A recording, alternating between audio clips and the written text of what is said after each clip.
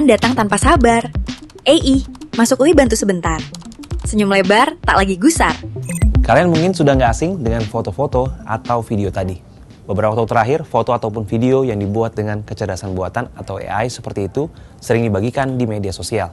Hal ini menunjukkan kalau pengguna AI makin dekat dengan kehidupan sehari-hari. Kecanggihan AI ini juga bermanfaat bagi pekerja profesional di banyak sektor, termasuk di Kompas. Lantas sejauh mana Kompas memanfaatkan AI, khususnya di bidang visual?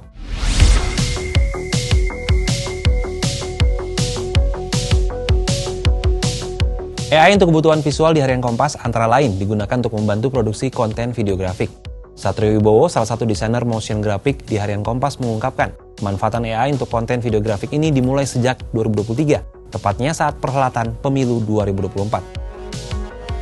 Itu kita membuat sebagai alat bantu kita untuk membuat aset-aset seperti aset-aset ilustrasi untuk calon presiden dan calon wakil presiden dan lain sebagainya sih. Kalau waktu itu sebenarnya AI-nya itu nggak kita pakai kayak 100% AI semua gitu yang mengerjakan, tapi perlu bantuan manusia juga karena setelah kita lakukan research and development itu kita melihat ada beberapa kekurangan dari AI. Contohnya kayak detail-detail yang kurang gitu-gitu.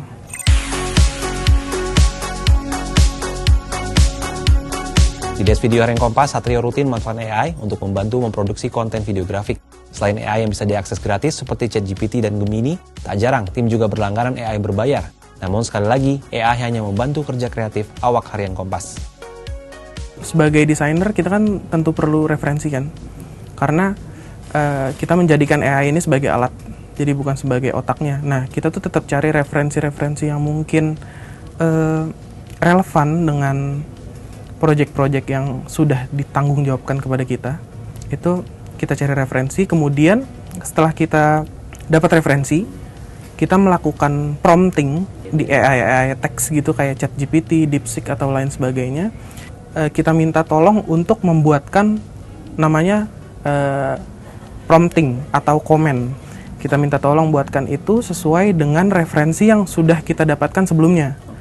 Jadi nanti dia akan membuat gambar tersebut, gambar referensi tersebut menjadi teks-teks yang relevan dengan gambar tersebut. Kemudian hasil dari teksnya tersebut itu kita masukkan ke AI text to image. Contohnya itu ada dari Adobe juga ada. Baru dari AI text to image itu kan dia nge-generate image-nya, nge-generate gambarnya. Kemudian gambar tersebutlah yang akan kita olah untuk menjadi motion graphic.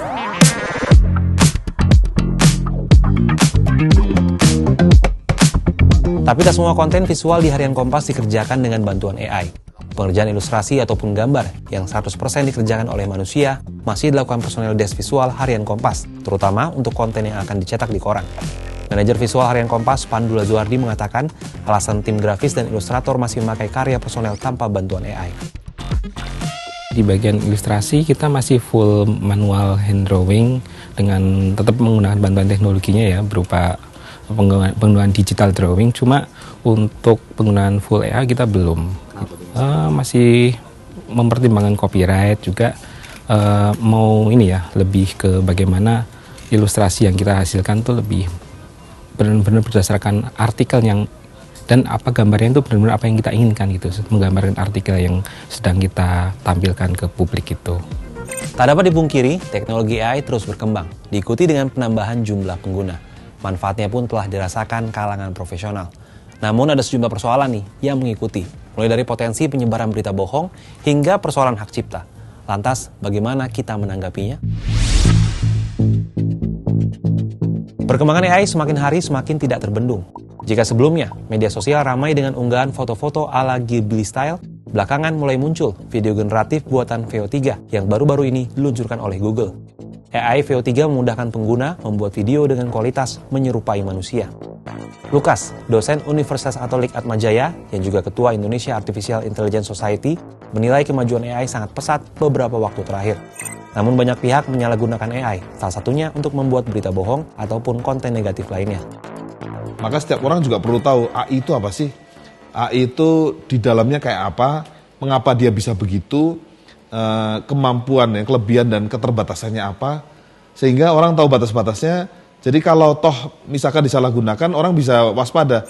Oh ini buatan AI ya, ini bukan asli ya. Sesuatu ini misalkan entah karya tulisan, suara atau apa, oh ini dimanipulasi nih, nggak lagi ini editan nih. Jadi kalau orang mengetahui teknologi, jadi akhirnya dia tidak terlalu lugu untuk dimanfaatkan atau istilah ditipu dengan teknologi itu.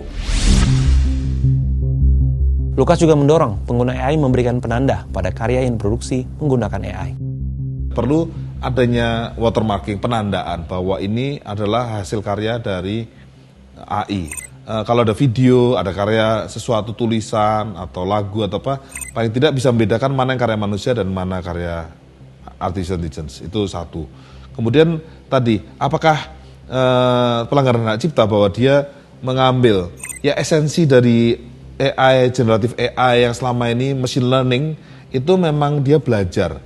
Belajar itu artinya dia adalah suatu algoritma yang diberi contoh-contoh dengan yang karya-karya manusia selama ini.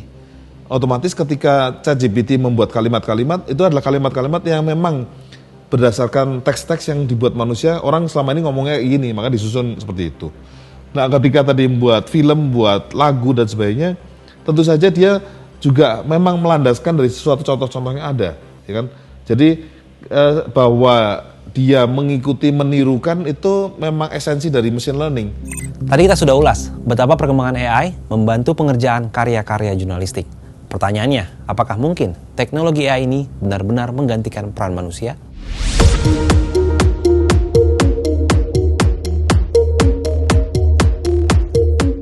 Itu AI itu kita jadikan partner ya.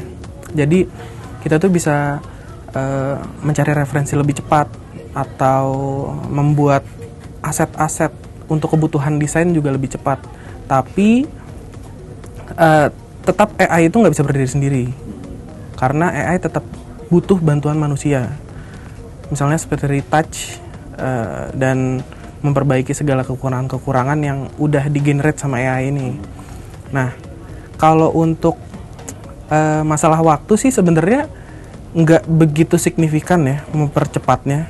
Cuman kita ya merasa terbantu aja lah. Jadi kayak seakan-akan punya temen dalam mengerjakan proyek gitu.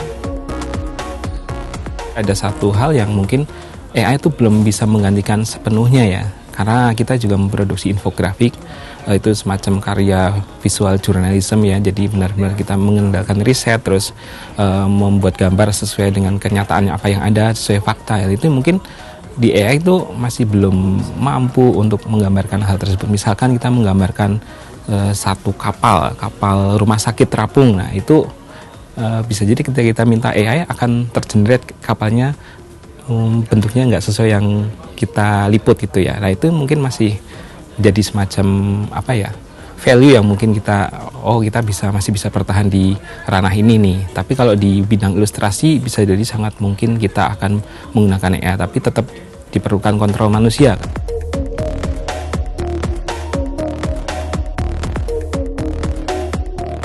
Teknologi AI yang berkembang pesat menawarkan kemudahan dan inovasi dalam berbagai bidang, termasuk di ranah jurnalisme visual. Namun penting untuk diingat bahwa AI adalah alat bantu, bukan pengganti sepenuhnya peran dan kreativitas manusia. Dengan pemahaman yang tepat, diikuti penerapan etika, AI dapat menjadi mitra kuat untuk menghasilkan karya-karya jurnalistik yang lebih baik dan relevan. Bagaimana menurut sahabat Kompas? Apakah AI akan sepenuhnya menggantikan peran manusia di masa depan?